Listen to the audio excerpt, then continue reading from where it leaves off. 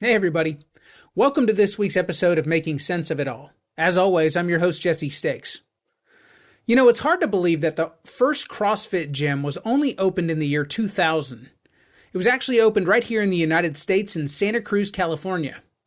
Since then, it's spread to over 150 countries worldwide, with hundreds of thousands of devoted followers. It evokes passion and allegiance that other forms of fitness training wish they had. My guest this week is Justin Henderson. He and his wife own two CrossFit gyms in the greater North Florida area, CrossFit Jacks Beach and CrossFit Duval. Their mission statement is simply put, and it's very direct. Our mission is to help you change your life with us. Enjoy my conversation with Justin Henderson. Let's jump right into it.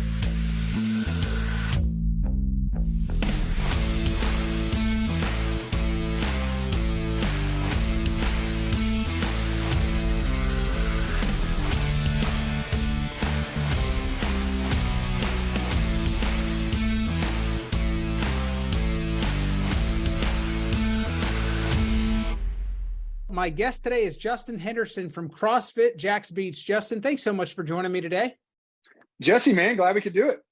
Absolutely. So for the benefit of my audience, I know CrossFit is kind of in everyone's vernacular these days, but tell my audience what you guys do. What is CrossFit Jacks Beach all about? So, you bring that up. It's like, hey, CrossFit's in people's vernacular. People know what it is. People have some idea what it is. It's funny. And like, this is a total tangent on that anyway, but it's funny because we find out more and more every day. We're like, yeah, we live it, we eat it, we breathe it, we're around it, and people know what it is. But like, we find out every day people still have no idea and actually no concept of actually what CrossFit is, right? CrossFit is a brand name. It's, CrossFit is in generalized about fitness, and CrossFit's the big bad wolf in the woods that, gets everybody hurt during fitness. The reality is CrossFit is just the name to a certain type of workout that's really just a little all encompassing of everything. And what it did is it put a name to fitness. Instead of like going to Bailey's and like just working out and calling out going to the gym, now the gym has a name, right? Sure. And the gym has a workout, and it's like, okay, we can blame CrossFit for things, which that's fine. But the reality is, what I break it down, it's group strength and conditioning, right? It's a generalized strength and conditioning program. We're going to work through all your big major lifts. We're going to do conditioning. We're going to run. We're going to row. We're going to put our body through spaces. We're going to jump. We're going to do pull-ups and push-ups and burpees, and we're going to progress over time. We're going to hit the big lifts. We're going to squat, deadlift, and press. We're going to do Olympic lifts. We're going to kind of keep your body guessing, but also still move you in a progression of getting fitter and better version of yourself. Awesome. I think you just said it all right there. You can take a breath.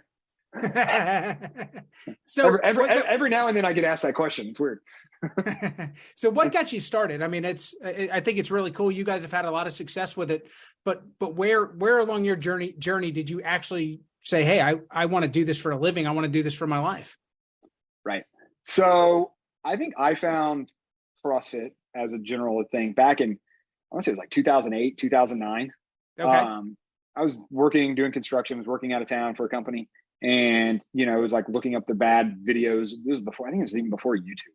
And they had like the little thumbnail videos, and it was terrible. And you're like trying to pull these things up and watch. It's like, you didn't know what any of the movements were. And you're like trying to figure this out. And it's like, then you go into Planet Fitness or wherever later that day, and you'd be like, let me try this out. And it's like, nobody could understand that I need to use the treadmill and this dumbbell and this all at the same time. Like, what? Right. You can't do that. Like, you get off the treadmill, somebody else is taking it. So I'm like, well, how am I going to do a 400-meter run and then go do 20 sit-ups and 15 push-ups and come back to it? Didn't make any sense. So, I struggled with that for probably a couple of years doing that. And then I got back to Jacksonville, and I was like, hey, I got to find a CrossFit gym. So I went and found a CrossFit gym, and it was like, did a workout. I was like, man, this is awesome.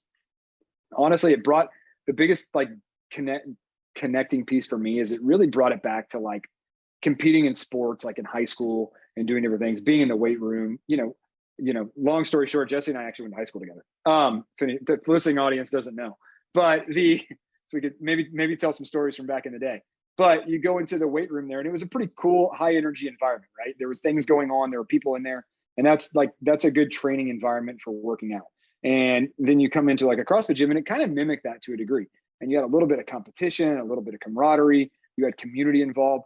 Yeah, it's super hard work. You're working your ass off. You're trying really hard, but at the same time, it's like it really gave you motivation to keep going and do better and get better at everything you're doing. And that motivation to get better and do better kind of like man, it's exciting. It gives the adrenaline going. It makes you want to come work out the next day. And then you go from, hey, I don't want to work out. Workout sucks. Workouts are hard. To like, yeah, it's hard, but I'm excited to go do it. And like, it's a quick switch. And once that switch flips, man, fitness is easy.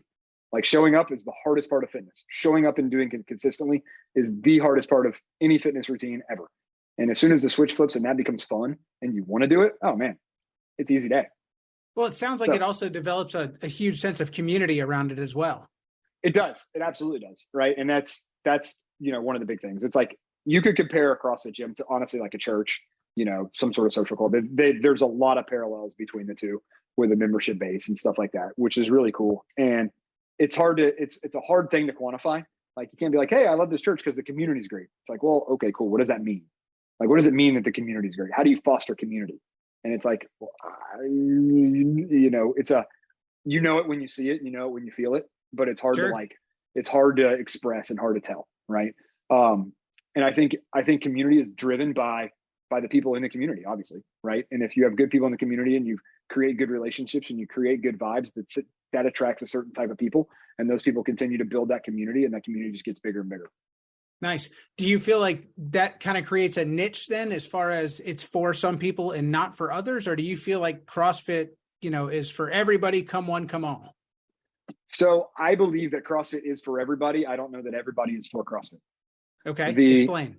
I think anyone can do CrossFit. Properly applied with the right technique and the right coaching, anybody can do CrossFit. Right. But everybody might not want to do CrossFit. It might not fit for you mentally. It might not be what you want to do. It might be too hard for you. It might be too easy for you.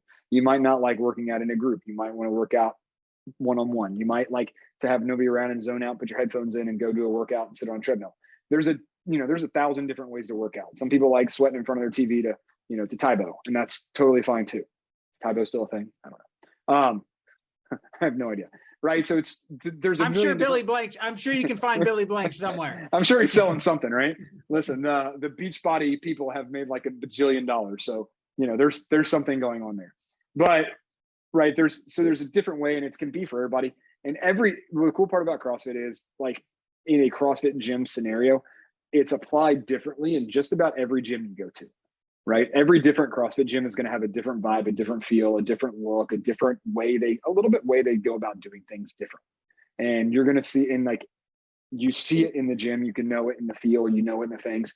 And some are really out there. Some are pretty much in. Some are going to, hey, we serve this very specific population. Some say, hey, we incorporate everybody, and we adapt to how that is. I think that's very fair. And I think, like you said, not everything is for everybody. So you got to find what fits for you.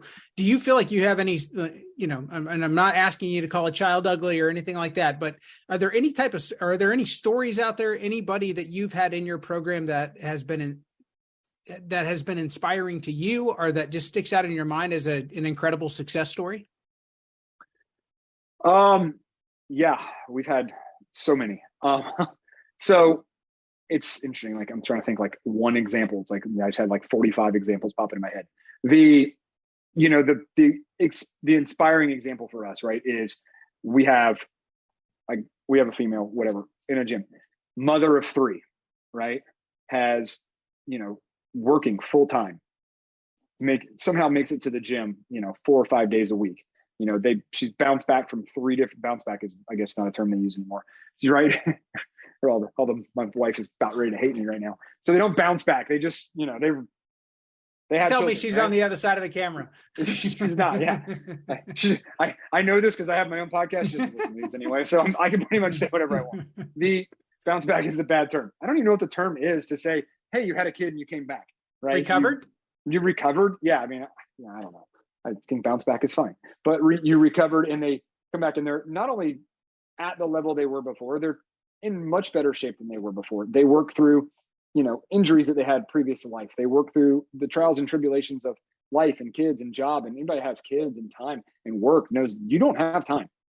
Like, finding time to work out is super hard, right? And you go from being, hey, I'm a little bit overweight, to, hey, now I've conquered that. I'm no longer remotely overweight. I come to the gym, I work out, I stay fit, and I've kind of inspired other people to do the same thing, right? And it's like, we always use her as an example. It's like, if she doesn't have excuses to get to the gym, you don't have excuses, right? Sure. Like, she's busy, yeah, it's coming to the gym at 5 a.m. Monday through Friday, super fun, not always, but you can make it work. Yeah, no doubt. Well, and I'll tell you, I mean, there's a lot of business people that listen to my podcast. And I think that one of the biggest things, the biggest negatives in our society right now is what we're just doing. Right? We're sitting in a chair. There's so many people that sit in a chair all day, every day. They sit on a computer. They got the rounded posture from hitting the keys on their keyboard.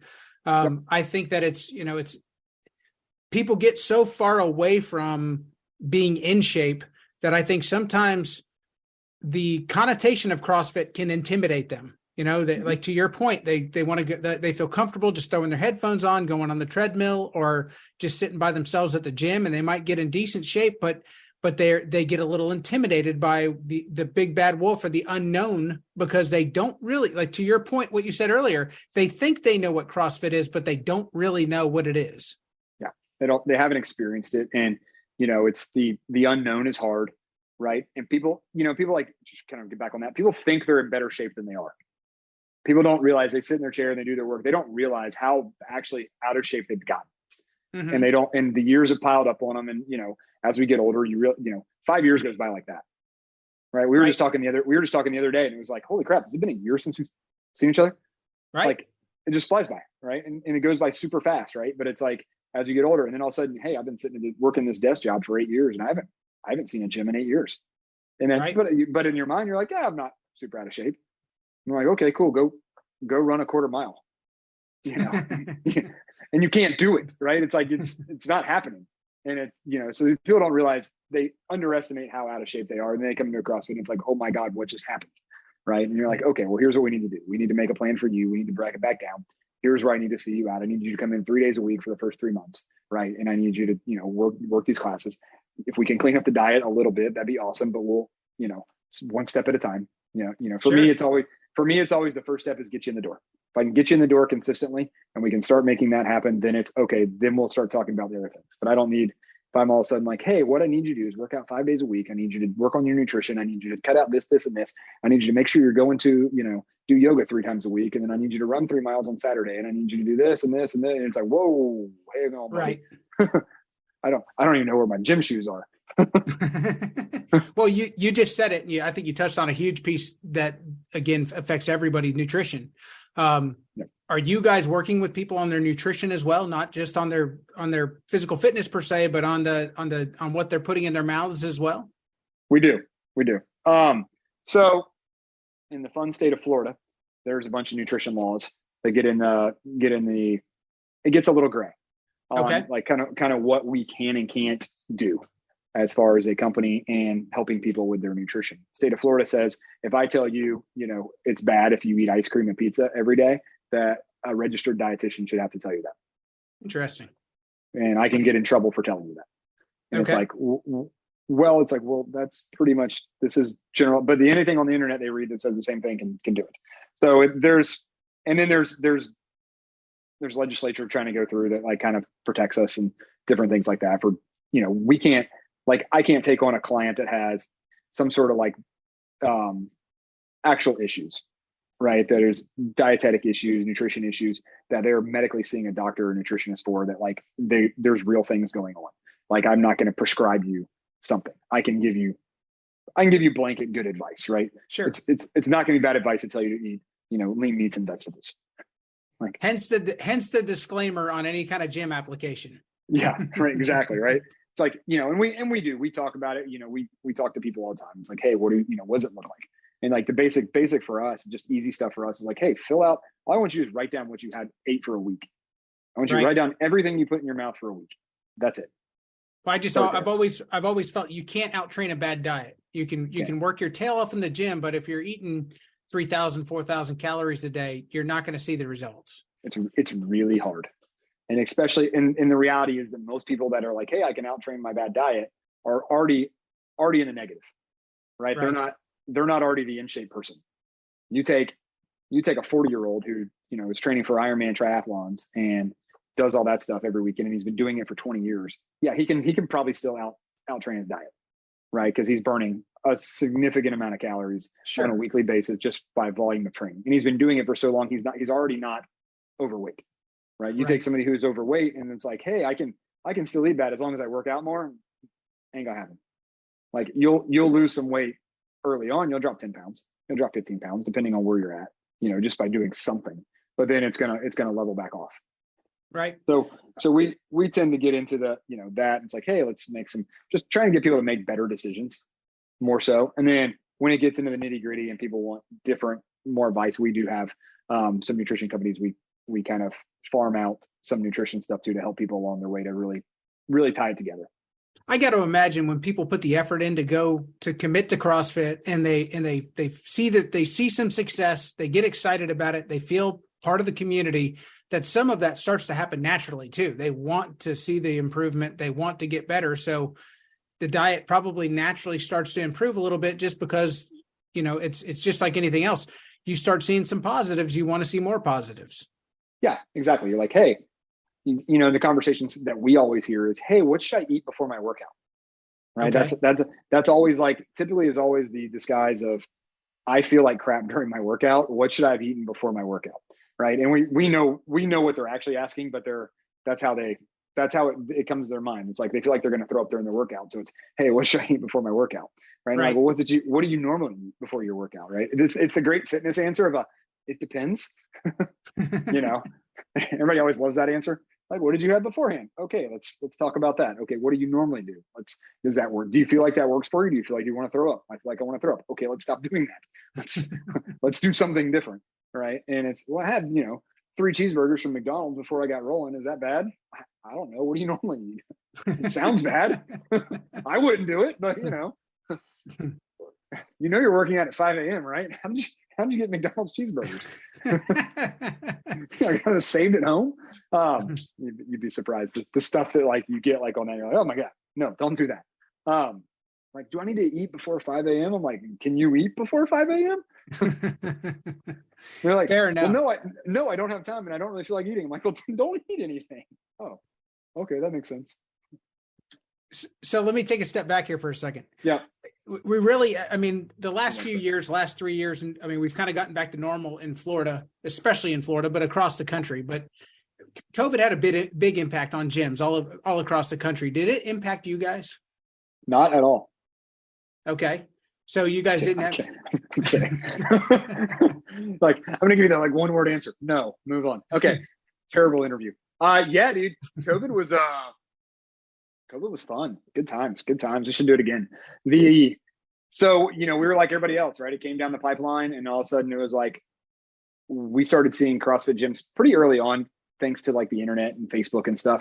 There's CrossFit gym owner groups and all that, like there is for anything else. And you started seeing about a month and a half, 2 months before we really got going here, you started seeing gyms in China, right? They were at the epicenter and they're starting to post about it. Dude, this is crazy. We're shutting down. This is coming to you guys. You better watch out.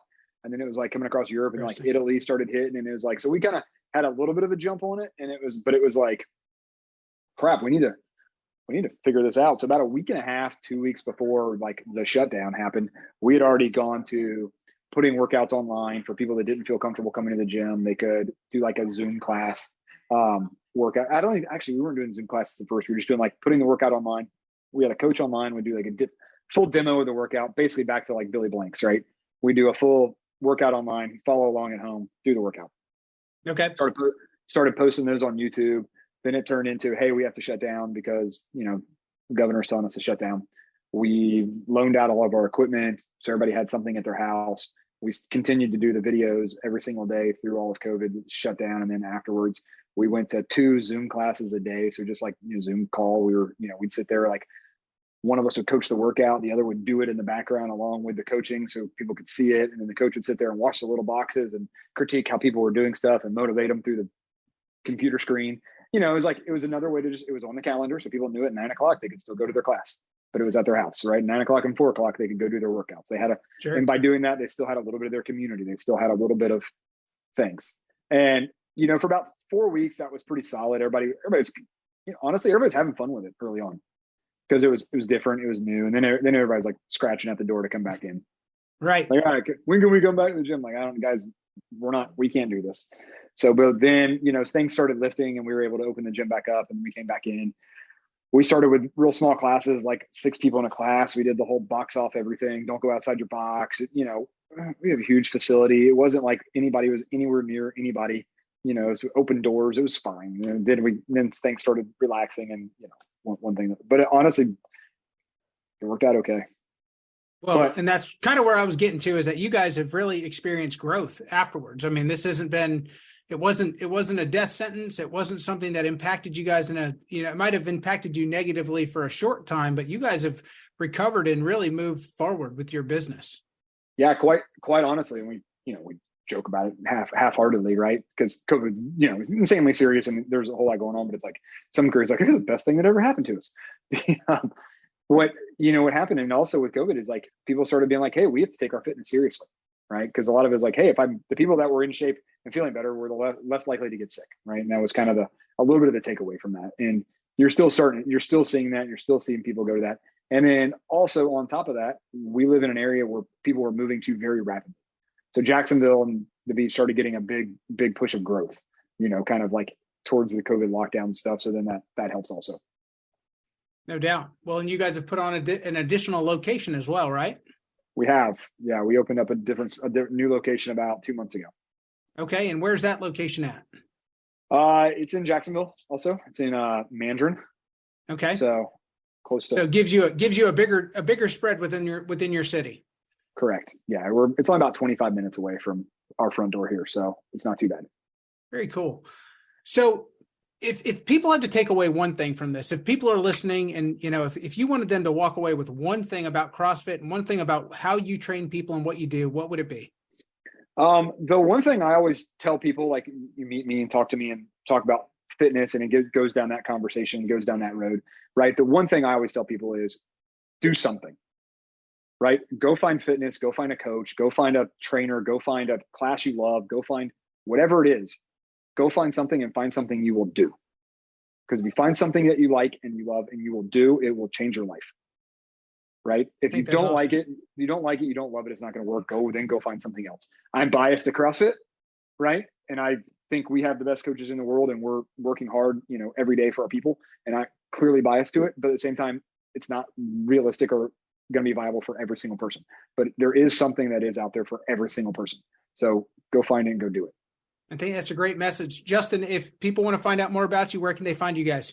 They can find us at CrossFitJacksBeach.com. They can find me at CrossFitDuval.com. They can find me at CF Jacksonville Beach on Instagram, at CrossFit Duval on Instagram. That's close enough. Good deal. They can Google CrossFit Jacks Beach, Google CrossFit Duval. We're everywhere. Justin, thanks so much for joining me today. I really appreciate it. Jesse, glad we could do it, buddy. All right. So before we wrap this episode up, let's take a step back for a second and talk about CrossFit as an industry. As we said before, it's a young business. It was started less than 25 years ago. It's amazing that it is now in over 150 different countries. CrossFit appeals to all people. There's almost an exact 50-50 split between female and male participants. Over 40% of all the CrossFit gym members are between 25 and 34 years old. What's most intriguing is that the fastest growing segment of participants is between 18 and 24. So it's a young business with young participants.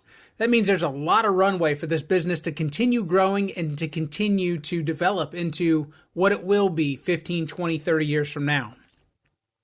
If you have interest in CrossFit, and if you want to see if it's right for you, or you still have questions and you'd like to learn more, contact Justin and his team. They do offer drop-in workouts as well. Check it out on their website and sign up. Or, of course, you can always sign up for a full membership.